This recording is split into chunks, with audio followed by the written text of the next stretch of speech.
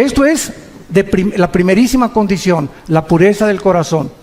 Nuestra vida tiene que estar limpia por dentro, nuestra alma, para que el Espíritu Santo no tenga ningún estorbo en revelar a mi mente y yo no tenga imágenes de pornografía, ni estar pensando con otra mujer que no es mi esposa, etcétera, etcétera. El Espíritu Santo es más sensible que una paloma, por eso se le compara con una paloma.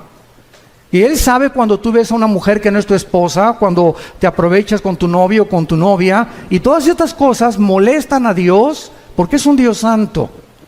Pero eso sí, ¿verdad? Cuando se trata, a ver, explíqueme la predestinación. Y explíqueme esto, ¿y por qué no entiendo estas cosas? ¿Y sabes por qué? Por tu vida sucia. Porque cuando comiences a limpiar tu vida y a tomar en serio a Dios, no te imaginas de qué forma se va a ampliar tu capacidad de percepción y de discernimiento espiritual para que entiendas las cosas profundas de Dios. En uno de los salmos, dice la Biblia, al pueblo Dios le dio a conocer sus obras, a Moisés sus caminos. Qué tremendo está esto. O sea, el pueblo vio cómo cayó agua en el desierto, cómo cayeron codornices, cómo pudieron ser sostenidos en un desierto sin nada, y lo único que el pueblo quería era ver milagros, milagros, milagros, milagros. Pero durante 40 años el pueblo en el desierto nunca tuvo el conocimiento de los caminos de Dios. ¿Por qué Dios hace lo que hace? Y esta es la razón también por la cual muchos cristianos se desaniman y se frustran. Es que no me ha funcionado el cristianismo y Dios no me ha contestado mis oraciones. Y la raíz de todos los problemas es el pecado. Nuestra vida sucia, nuestra vida que no está limpia delante de Dios, las tranzas, la deshonestidad, la falta de integridad, en todas estas áreas tenemos que tener muchísimo cuidado para que podamos dejar la libertad al Espíritu Santo y Él pueda ampliar nuestro entendimiento. Y en esta generación, como dice Daniel 12, los entendidos entenderán. Y dice los salmos, ¿verdad? Dichoso el hombre que guarda los mandamientos de Dios, porque entenderá el temor de Dios. Y si tú no quieres seguir a Cristo cargando una cruz, no lo sigas. Y si no quieres negarte a ti mismo, te va a costar más trabajo. El otro día tuvimos un caso, mi esposa y yo, de una pareja, que él va a una iglesia y la esposa va a otra iglesia. Pero la esposa es la directora de la escuela, es la directora de la femenil de la otra iglesia, pero no quiere ir a la otra iglesia de su esposo. Pero es directora de la femenil y ella dice que quiere seguir a Cristo, pero sin una cruz, porque la Biblia dice que la esposa debe seguir al marido. Entonces ella, si es cristiana, debe entender algo. Una cruz es seguir a Cristo haciendo sacrificios. Pero hay cantidad de cristianos que quieren seguir a Cristo con la novia fornicando, quieren seguir a Cristo, uno por acá y otro por allá, y dicen que siguen a Cristo. Increíble. Y a Jesús no lo sigues así. Implica sacrificio seguir a Cristo. Tenemos que entender esto y negar nuestros intereses personales. Una mujer de Dios dice: Padre Santo, me gusta mi iglesia, pero mi esposo va a otra iglesia y a menos que no sea una secta, no tienes por qué seguirlo, pero no era una secta, era otra denominación. Entonces me sacrifico y voy con mi esposo y le voy a dar gusto a mi esposo y voy a orar por él, ¿verdad? Señor, pero yo quiero estar en tu voluntad. Y ahí es donde está la bendición. Pero estamos tan equivocados en tantos detalles tan pequeños que queremos seguir diciendo que somos cristianos y tenemos tantas cosas en nuestra vida que están muy lejos todavía del carácter de Jesús. Acuérdense que cuando lleguemos al cielo, Dios nos va a preguntar: pues ¿cuántas almas ganaste? Bueno, 5 millones de almas. ¿Cuántas iglesias hiciste? Tuve 600, di cobertura, 800 iglesias. Todas estas cosas que hagamos, a Dios, ¿qué le van a sorprender? A Dios, ¿qué le van a poder decir, verdad? Caray, te felicito, mi hijo, al llegar al cielo. Solo una pregunta va a haber para todos nosotros. Una sola pregunta: ¿cuánto te pareces a Jesús? ¿Cuánto nos parecemos a Jesús? Dios está formando el carácter de Jesús en nosotros. Dice Romanos 8 que estamos siendo conformados a la imagen del Hijo. A Dios no le impacta lo que hagamos, sino lo que somos. Hay misioneros que yo conozco y pastores que tienen en toda su vida ganaron 4, 5, 6 almas, o tuvieron discípulos como el que nos guió a mi hermano Alejandro y a mí, un misionero norteamericano bautista que nos ganó para Cristo, y ganó solamente a 7 personas. Él oró por 7 discípulos. Vino a México y le dijo: Señor, dame 7 discípulos en México, en la Ciudad de México. Y mi hermano y yo fuimos de los privilegiados de estar con este hombre de Dios.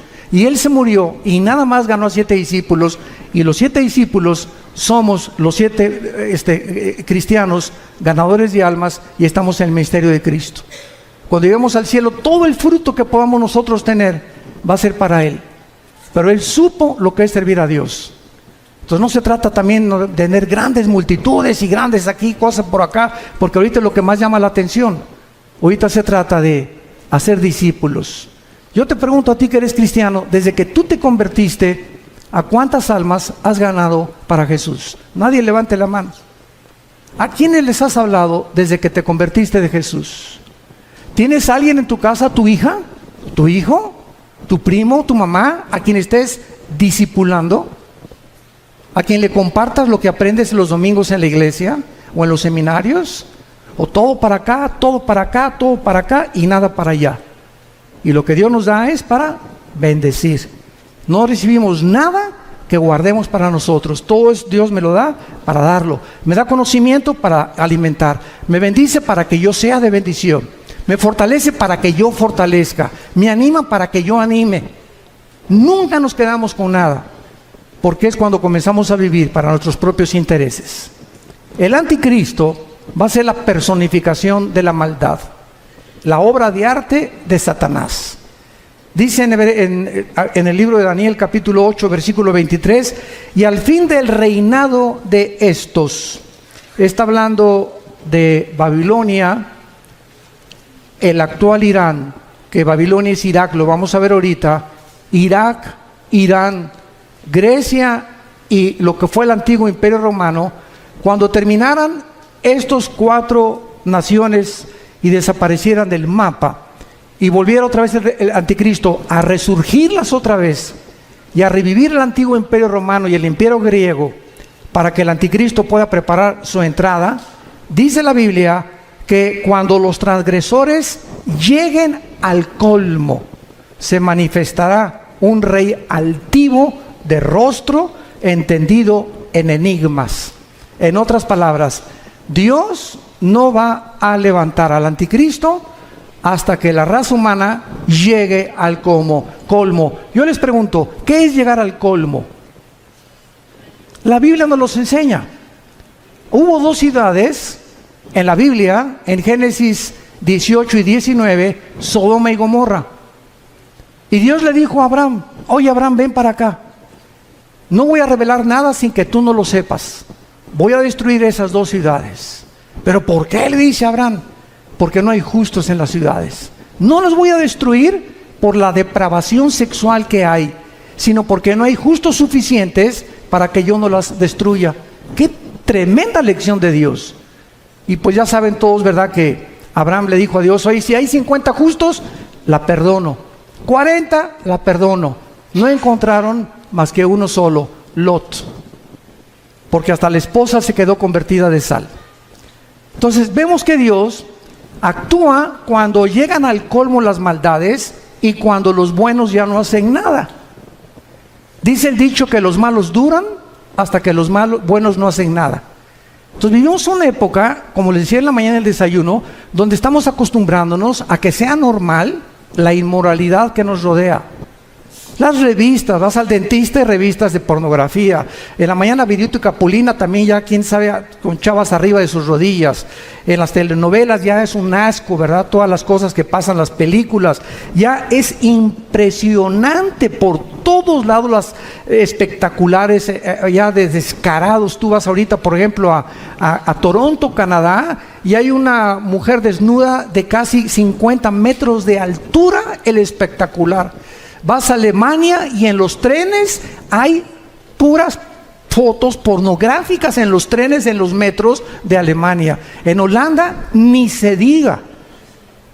Entonces estamos llegando a un punto en el mundo donde no nos damos cuenta que está ardiendo el mundo, nuestros hijos están siendo arrastrados, Hay más de 17 millones de sitios pornográficos en el Internet. Y tus hijos y mis hijos tienen acceso al Internet. Y si no los vigilamos y no los cuidamos, van a crecer infectados en la mente, completamente desorientados acerca de qué es el sexo. Y esta es la razón por la cual hemos llegado ya al punto que Estados Unidos, si el Partido Demócrata hubiera ganado la elección, hubieran votado por los elementos transgénero en junio de este año. Porque el expresidente Obama autorizó que hubiera baños en Estados Unidos donde los niños pudieran usar el de las niñas y el de las niñas, los niños, si los niños se sentían que no eran niñas o que no eran niños. Este es el colmo. En el junio del año pasado se legalizó los matrimonios gays en Estados Unidos. Y vemos así que está creciendo la maldad, y lo dice así: cuando los transgresores lleguen al colmo. La pregunta es esa. Mañana vamos a hablar de la destrucción de la familia. ¿Hemos llegado al colmo? Hoy en la mañana vimos un testimonio, ¿verdad?, de un expolítico donde nos expuso claramente la corrupción impresionante que hay en esos medios. Pero ya no me sorprende, porque el director de la FIFA, de la Federación de Fútbol Soccer, lo encontraron corrupto. Están demandando a 2 o 3 jugadores estrellas por corruptos también ahora.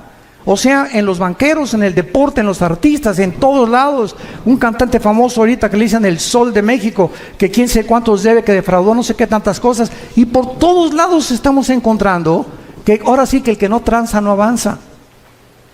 Y es una cosa normal que se está manifestando en la sociedad. Cuando los transgresores lleguen al colmo, se levantará un rey altivo de rostro y entendido en enigmas. Muy bien, vamos ahorita a ver un retrato muy claro de lo que es el Medio Oriente.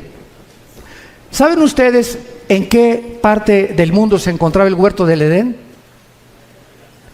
Dice Génesis 2, y nos da la clave, donde estaban 2 ríos, el Éufrates y el Tigris. El río Tigris nace en Turquía y recorre todo el Medio Oriente, son como más de 2000 kilómetros, y desemboca en el Golfo Pérsico. Y es en esa área geográfica, entre el río Tigris y el río Éufrates, donde se encuentran las 2 naciones, ahorita en el siglo XXI, donde nació la civilización y donde se encuentra en la olla hirviendo y el conflicto que va a desembocar en la Tercera Guerra Mundial, que hablaré en la otra conferencia de esto.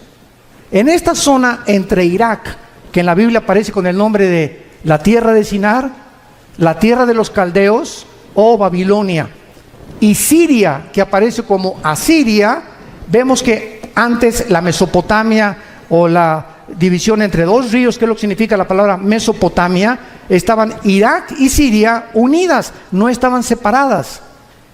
Líbano, Jordania, Irak, Egipto, hasta 1930, cuando sacaron los ingleses a los otomanos turcos, que gobernaron casi 500 años el Medio Oriente. Los ingleses lo sacaron, y cuando los ingleses repartieron el Medio Oriente y le dijeron a los judíos: ustedes en ese pedacito, ustedes en Saudi Arabia, ustedes aquí, ustedes allá. Francia e Inglaterra repartieron casi todo el Medio Oriente, y se formó el Medio Oriente tal como lo encontramos nosotros.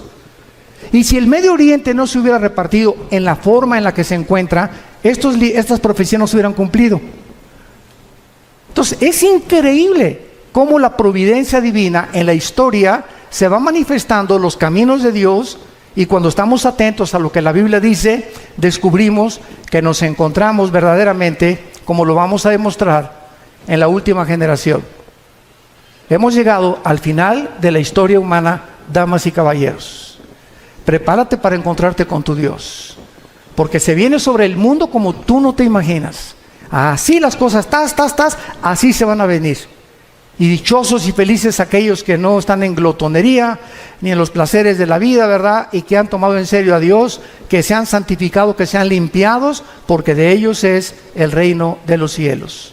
Entonces, la zona de Irak fue donde el huerto del Edén estuvo. Génesis 2, del 2 al 10.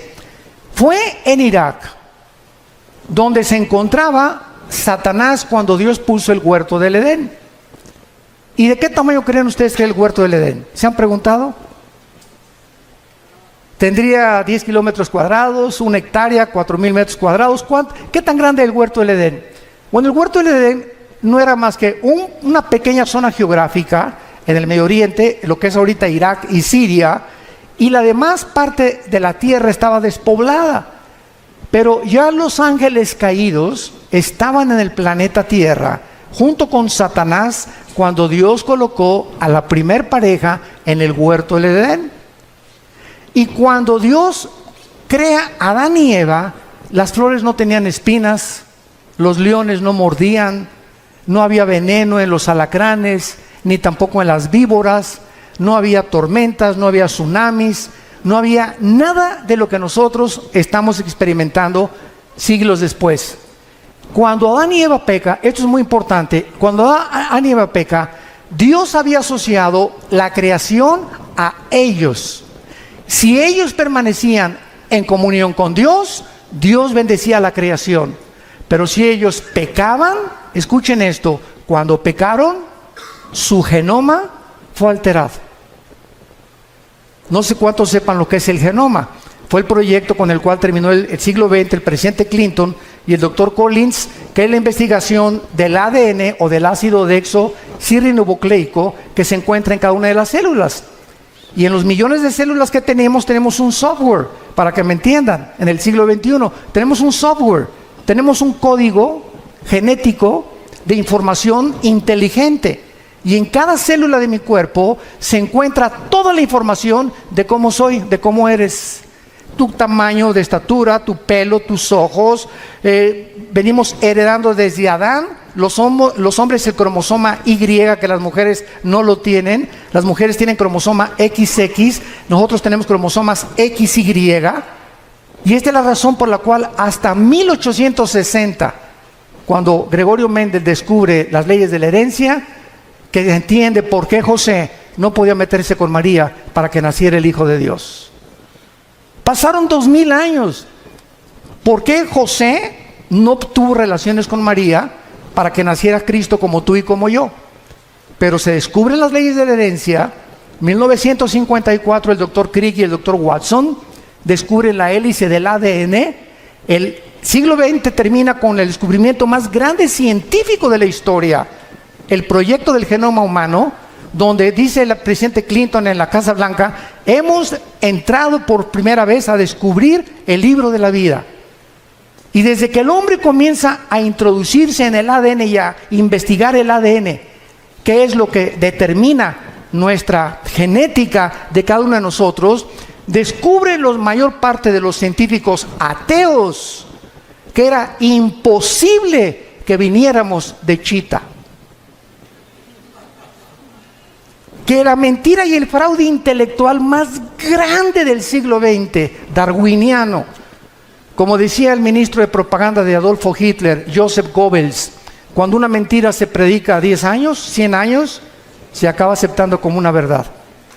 Entonces comienza el siglo XXI y cantidad de científicos ahorita ateos, que estamos viéndolos en internet, se están convirtiendo porque el ADN niega que el ADN de un mamut sea igual al de un camello o al de un rinoceronte, o el ADN del chango sea igual al del águila, o el del águila sea igual al del halcón. Y cada uno de nosotros tenemos en cada especie, porque hay 4 especies: la especie humana, la especie animal, la especie de las aves y la especie de los peces. Y no venimos las 4 especies que hay, las 4 características o elementos que forman el mundo que nos rodea. Ninguno tiene el mismo ADN, como ninguno tiene las mismas huellas digitales. Increíble. Entonces comienza la ciencia a ser revolucionada y entendemos que cuando Adán y Eva pecaron, cambió la genética de la creación. Las rosas comenzaron a crecer con espinas. Los animales se comenzaron a volver feroces. Comenzó la naturaleza a volverse enemiga de nosotros, con tornados, con huracanes, con inundaciones, etcétera, etcétera. Comenzaron a propagarse todo lo que se llama la propaganda bacteriológica, los virus, los microbios que comenzaron a atacarnos, se volvieron nuestros enemigos, y todo debido al pecado humano. Por eso dice Romanos 8 que la creación gime a una esperando la redención de nosotros, porque cuando seamos redimidos nosotros, la creación regresará al huerto del Edén otra vez. Y esto es precioso porque nosotros los cristianos que me escuchan, santos de Dios, toda esta información que les doy es la información que ahorita están buscando los científicos y no la tienen. ¿De dónde vienen los platillos voladores desde 1946? Porque cuando venga el rapto, ¿qué creen que van a decir? Que nos pintamos con los ovnis, que los extraterrestres nos llevaron. Y Alberto Einstein en 1943 demuestra al presidente Roosevelt en Estados Unidos, al doctor Fermi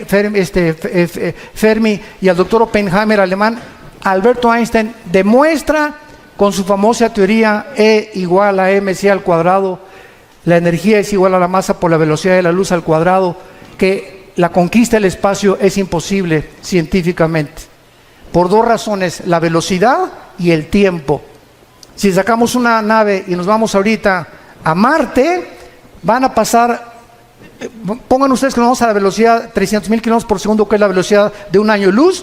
Vamos a esa velocidad, llegamos a Marte y pasaron un año. Aquí en la Tierra pasaron 5 años.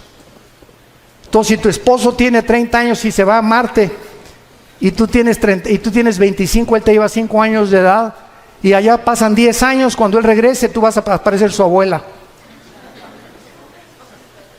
Y además, ninguna nave podría ser construida jamás que pudiera evadir los millones de piedritas minúsculas que existen en el espacio, porque la destruiría a la velocidad de la luz. Así que todas esas, yo le llamo marihuanadas, de que la guerra de las galaxias y por aquí, por allá, etcétera, etcétera, son los pininos y la imaginación, porque, ¿verdad? Julio Verne, Walt Disney, no se puede detener la imaginación humana. Pero ya la Biblia lo decía en Hechos 17 también, cuando Pablo les predicó a los filósofos en Atenas, que Dios hizo el cielo y la tierra y fijó los límites de habitación del ser humano.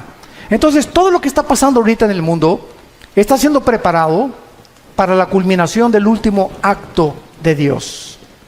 Y Dios no quiere que ni tú ni yo estemos desapercibidos y que no nos agarre como ladrón en la noche, porque vendrá así. Y si llega la oportunidad a tu vida y Dios te quiere usar para algo en este tiempo y tú no estabas listo, no estás preparado, has estado jugando con Dios en los últimos meses, últimos años, la oportunidad no te vuelve a venir. Dios no necesita a ninguno de nosotros. Nadie somos indispensables. Se brinca y Dios agarra a Pepe, o agarra a Carmelita, o a Lupita, o a Juan, pero Dios termina su plan. Nos da el privilegio que seamos nosotros los que le sirvamos. Aprovechémonos de este privilegio. En tercer lugar, ahí fue en Irak donde cayó el ser humano. En cuarto lugar, ahí fue en Irak donde se profetizó, Génesis 3:15, la primera profecía de que el Mesías destruiría a la semilla de Satanás, y la semilla de Satanás bloquearía el nacimiento de la Virgen María, que sería Jesucristo. En quinto lugar, ahí se ilustró el primer evangelio, Génesis 3:21, cuando Dios viste al hombre. Es el primer evangelio predicado en imágenes. Es Dios el que nos cubre. Tiene que haber sangre derramada, porque sin derramamiento de sangre no hay remisión de pecados, y es Dios el que toma la iniciativa para salvarte y para salvarme. En esta área geográfica fue la primera rebelión contra Dios, la Torre de Babel, Génesis capítulo 11. En esta tierra Dios llamó a Abraham, de acuerdo a la Biblia, Irak y Siria. Apocalipsis 9, la quinta trompeta. Están atados los 4 ángeles más crueles y sanguinarios de toda la humanidad. Ahí donde está ahorita Irak y Siria, la guerra civil de Siria, y donde está el conflicto estrellando o con la conflagración entre el oriente y entre el occidente. Ahí se encuentra la actividad demoníaca más grande de la historia. Ya no es el Teposteco aquí en México, ni Veracruz, ni Catemaco, Veracruz. Es ahí entre Irak y Siria, donde desde la guerra del Golfo Pérsico todo el mundo volteó sus ojos. Antes de la guerra del Golfo Pérsico, 1990-91, yo le pregunté a un grupo de estudiantes que si sabían dónde estaba Irak. ¿Saben qué me contestaron? Que qué clase de medicina era esa. Que si era un nombre de una medicina. O sea, eran zonas que ni siquiera consideraban, ni siquiera yo les dije en un mapa, pon un dedo, dime dónde está Irak. No lo podían localizar ningún estudiante del tercer grado de teología. Me reservo el nombre del seminario. Pero era increíble. Y desde el 90 hasta nuestros días, pues ya todo el mundo sabemos, ¿verdad? Que Irak, ¿verdad? Está junto a Israel, junto a Jordania, ¿verdad? Junto a Siria, etcétera, etcétera. Pero es el área donde ahorita la atención mundial se ha concentrado. Y el punto al que quiero llegar es el siguiente. De esta zona geográfica, entre Irak y entre Siria, saldrá el anticristo. Ahorita regresamos a Daniel, vayamos a Génesis 49 y vamos a ver con mucho detenimiento lo que en los últimos años se han tratado de especular acerca del origen del anticristo. Lo único que sabemos o que se sabía sin haber profundizado la Biblia hasta hace, me acuerdo yo, 25 años, yo desde que me convertí, no sé cuántos de ustedes sepan, ¿verdad? Pero el primer mensaje que yo prediqué en mi vida, hace 40 años, fue sobre la tribulación. O sea, desde que comencé a predicar, Dios me trajo a la profecía y a la apologética, que es la defensa de la fe. Son las dos áreas de ramas de la teología donde me he especializado más, en la profecía y en la defensa de la fe, la apologética. Y desde que comencé a estudiar la Biblia, pues fue algo, ¿verdad?, que yo sentí que era un llamado que Dios me daba para profundizarme en la profecía. Y a través de todos estos años, pues me metí, yo he predicado 3 veces todo el libro de Apocalipsis, versículo por versículo. Lo pueden conseguir, son 100 conferencias, versículo por versículo, los 22 capítulos. Pero lo he predicado 3 veces, pero lo he grabado 3 veces, pero lo he predicado como 6 o 7 veces en toda mi vida que llevo de cristiano. Y cada vez que lo predico encuentro algo diferente. Y cada vez que predico tengo más luz. Y cada vez que predico a la luz de los descubrimientos científicos que están sucediendo en el mundo, como lo de la genética, como el proyecto Genoma Humano, etcétera, etcétera, entiendo más por qué hace 2000 años el apóstol Juan en Apocalipsis dijo que el anticristo marcaría con el 666 a la humanidad. ¿Cómo podría ser posible si no se hubieran inventado las computadoras? ¿Cómo podíamos ser posible que en el capítulo 11 de Apocalipsis, cuando se maten a los 2 testigos, dice que todas las tribus y todas las lenguas verán al mismo tiempo el mismo evento? ¿Cómo podría ser posible si no se hubieran inventado los satélites de comunicación en los 70 del siglo pasado? Entonces todo va cobrando sentido conforme la ciencia va aumentando y nosotros decimos, ¿verdad?, la Biblia tenía razón. Hasta que se descubre la genética, se entiende por qué María no podía tener relaciones con José. Porque si José se hubiera metido con María, el esperma Y, el cromosoma Y del varón, viene infectado desde Adán, porque nosotros transmitimos el pecado. La mujer es la receptora, nosotros traemos la semilla, los varones. Si José se mete con María, Cristo nace como naciste tú y como nací yo, en pecado. No hubiera podido pagar por nosotros. Tenía que nacer con un cromosoma que fuera el Espíritu Santo, el que fertilizara el óvulo o las 2 X de los cromosomas de María, para que Dios pusiera el cromosoma Y de una forma divina y el Hijo de Dios naciera hombre y naciera Dios también. Todas estas cosas las comenzamos a comprender gracias a los descubrimientos de la ciencia. Y cuando la ciencia descubre algo, la ciencia dice, la Biblia se nos adelantó. Y la Biblia es más moderna que el periódico Mañana en la Mañana. Todo lo que estamos viendo ahorita, ya la Biblia lo decía, pero pues los cristianos siguen con Ricas y Famosas, el Calimán, las telenovelas, peleándose, viviendo en pecado, queriendo saber cosas y teología, y me quiero ser pastor, o quiero ser misionero, o por qué no bendice Dios mi hogar, por qué no tengo dinero, por qué no prospero, etcétera, etcétera, simplemente porque hay una sola condición. La bendición para la bendición es la obediencia. No hay más, así de sencillo. Tú obedece este libro y obedece lo que Dios te dice, no te imaginas, no tienes la menor idea de cómo Dios te va a bendecir. En Génesis 49, dice el versículo 16 y 17 una profecía que hizo Jacob antes de morir. Dan juzgará a su pueblo. Dan era una tribu, como una de las tribus de Israel. Será Dan serpiente junto al camino, víbora junto a la senda, que muerde los talones del caballo y hace caer hacia atrás al jinete. Muy bien, de acuerdo a esta profecía, hace 25 años, yo estuve de acuerdo también. Y de acuerdo a Daniel 11, 35 y 36, que dice que el anticristo del amor de sus padres no hará caso. Y de muchas otras que parecen que el anticristo sería judío. Resulta que comenzamos a escarbar más la Biblia. Como vayamos ahora a Isaías capítulo 10, rápidamente, Isaías 10. Y comienzan a surgir la otra línea de comprensión de que al anticristo se le llama más de 10 veces en el Antiguo Testamento el asirio. El asirio, o sea, de la región geográfica donde se encuentra ahorita ISIS, el grupo terrorista radical islámico, ISIS. Dice así en Isaías capítulo 10, versículo 5: Oh Asiria, vara y bácula de furor en tu mano he puesto mira. Le mandaré contra una nación pérfida y sobre el pueblo de mira, o sea, Israel, para que quite despojos, arrebete presa, Versículo 12, ojo. Pero acontecerá que después que el Señor haya acabado su obra en el monte de Sión y en Jerusalén, ¿ya la acabó?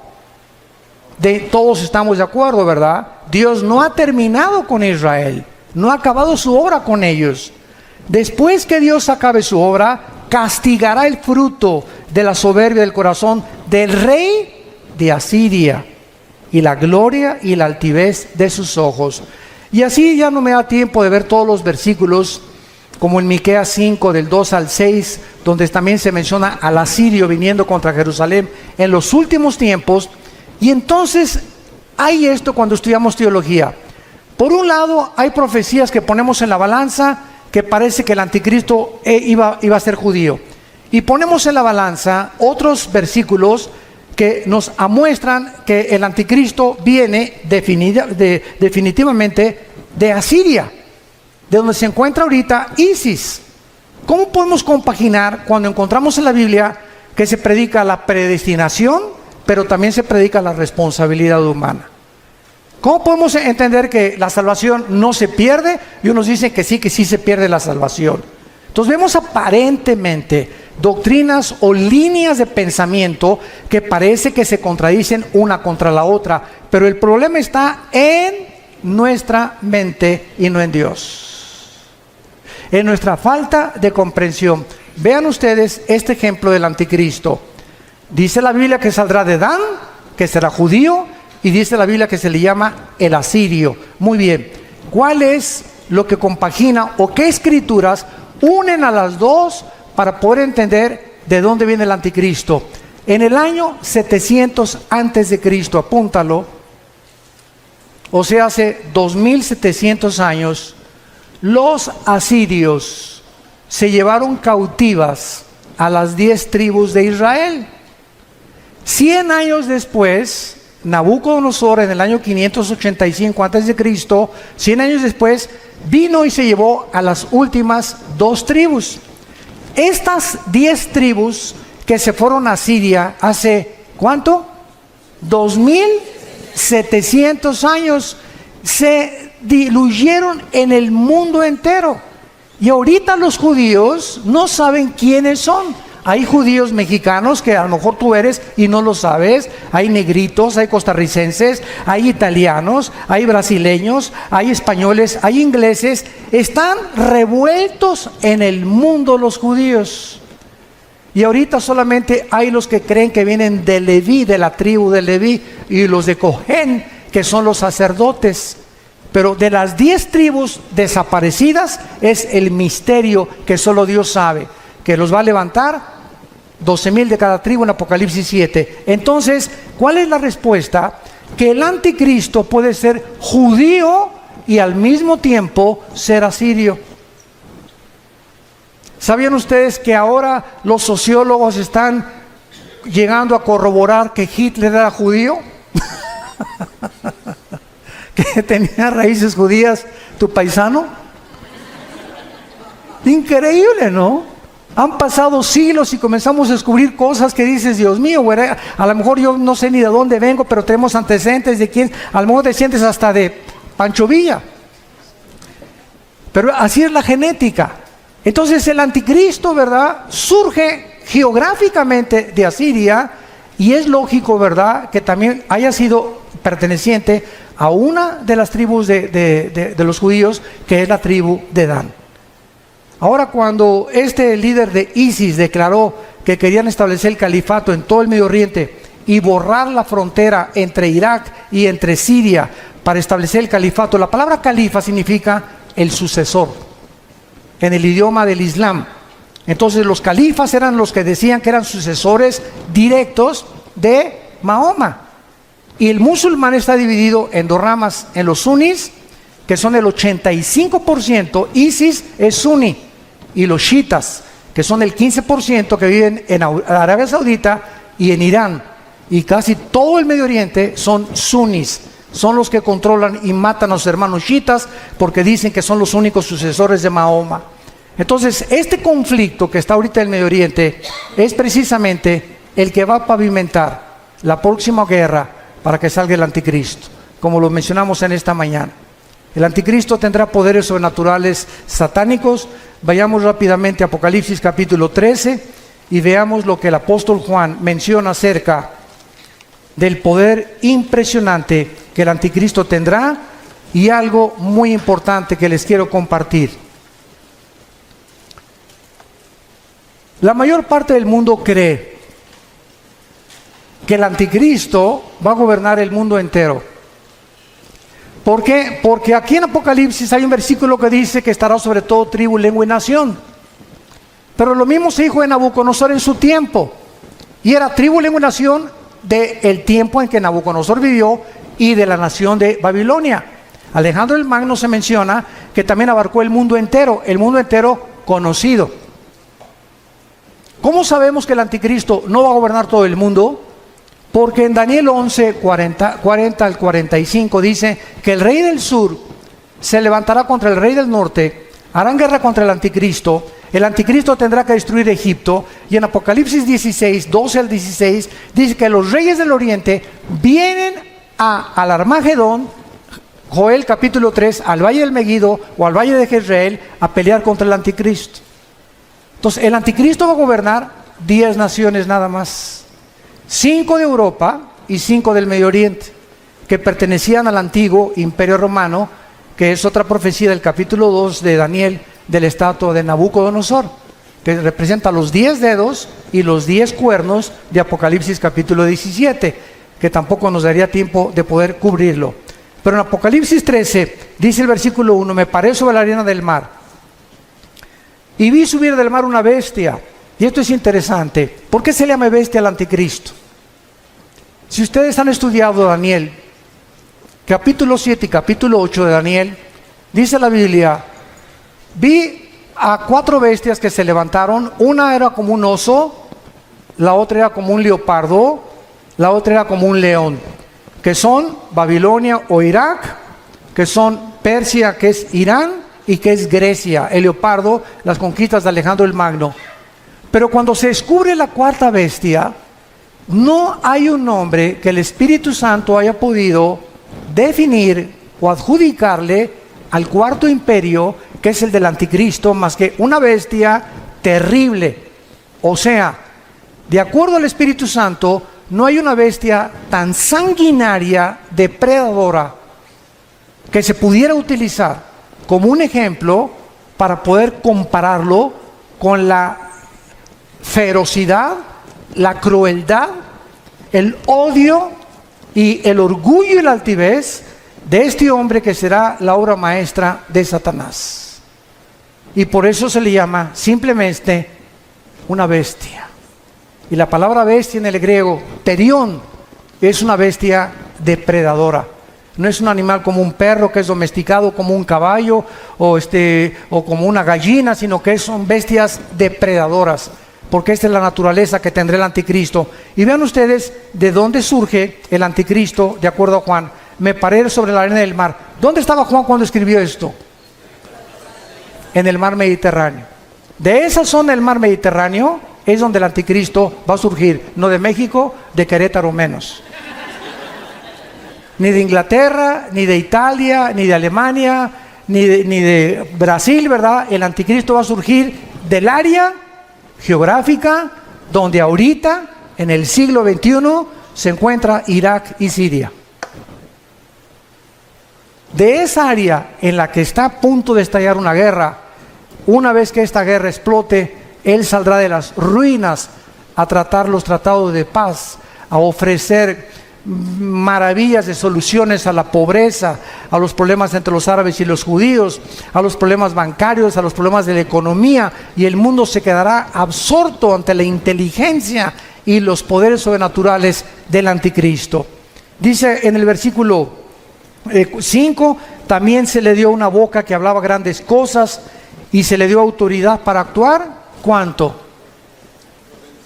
42 meses, que equivalen a 3 años y medio. Es todo lo que el anticristo va a gobernar. Los primeros 3 años y medio de la tribulación será para consolidar su reino y su imperio, y los últimos 3 años y medio será para poder pelear y tratar a través de la fuerza y de la violencia y de comprar y de corromper a muchos reyes y gobernantes del mundo su imperio, y tratar de gobernar el petróleo en el Medio Oriente, porque debajo de Irak, de Arabia Saudita y de Irán se encuentra el 65% de las reservas petroleras del mundo entero. No nos extrañe por qué el Armagedón, que es lo que vamos a hablar después de esta conferencia, la Tercera Guerra Mundial, ahí se van a juntar, porque ahí es donde está el petróleo y es el oro negro, y el que controla eso va a controlar el mundo entero también. Y dice en el versículo 17 de Apocalipsis 17, y que ninguno pudiera comprar ni vender, sino el que tuviera la marca o el número de la bestia o el número de su nombre. Aquí hay sabiduría. El que tiene entendimiento, cuente el número de la bestia, pues es número de hombre y su número es 666. ¿Saben ustedes qué es la gematría? Apúntalo, gematría. Es la rama de la teología que estudia el valor de los números en las letras hebreas y griegas. ¿Por qué Dios escogió que la Biblia fuera escrita no en totonaco, ni en maya, ni en zapoteco, ni en otomí, ¿verdad? Ni con los aucas, o ni siquiera en lenguaje español o italiano o francés? ¿Por qué Dios escogió 2 idiomas, el hebreo y el griego? ¿Por qué? Dios lo que hace, lo hace con un propósito sabio siempre detrás, porque el hebreo y el griego son los 2 únicos lenguajes que cada palabra tiene un valor numérico. Por ejemplo, la famosa V de Víctor en el griego representa el 5, la X al 10, el 50 ¿cuánto? Ni sabes.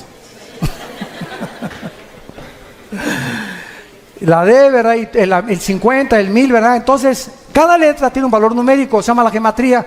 Cuando el Espíritu Santo escogió el 666, ¿saben qué significa? Porque dice aquí hay sabiduría, el que le entienda. ¿Cuál es el número de nosotros?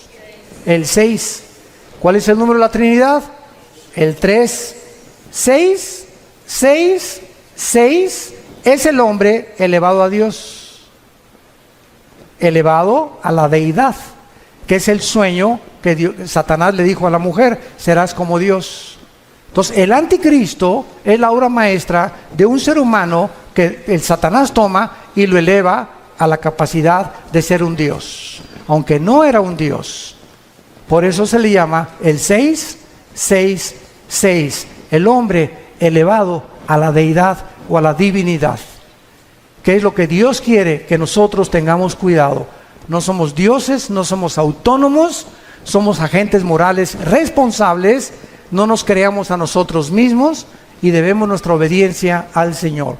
Padre, te damos gracias por tu palabra en esta tarde, por permitirnos rascar simplemente tus profecías y tener un poco más de conocimiento de tu programa y de tu plan en la historia y para los tiempos humanos.